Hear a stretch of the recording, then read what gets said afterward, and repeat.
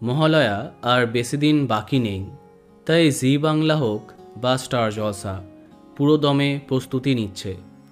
ইতিমধ্যে স্টার জলসা তাদের মহালয়ার জন্য যাবতীয় শ্যুট আরম্ভ করেছে।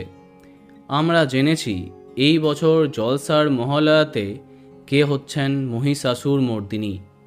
সেই বিষয়ে বিস্তারিত ভিডিও পেয়ে যাবে আই বাটনে। অনেকেই জানতে চাইছিলে জি বাংলার মহালয়া সম্পর্কে। প্রথম থেকেই এই বছর জি বাংলার মহালয়াতে মহিষাসুর মর্দিনী হবার কথা ছিল শুভশ্রী গাঙ্গুলির। জি বাংলার মহালয়াতে সম্ভবত তাকেই অধিকবার দেবী দুর্গার বেশে দেখেছে দর্শক। কিন্তু এই বছর শোনা যাচ্ছে একটি উঠতি জনপ্রিয় নায়িকার নাম, আর তিনি হলেন ইঠিকা পাল।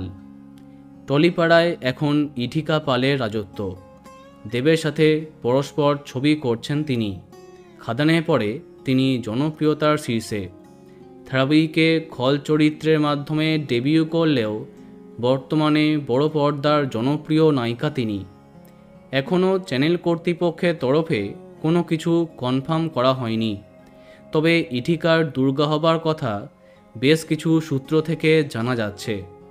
কিন্তু এখন প্রশ্ন, ইঠিকাকে মা দুর্গার বেশে আদৌ কি মানাবে? কোয়েল মল্লিক, শুভশ্রী গাঙ্গুলির পাশে ইঠিকার এই দেবী রূপ আদৌ কি পছন্দ হবে দর্শকের?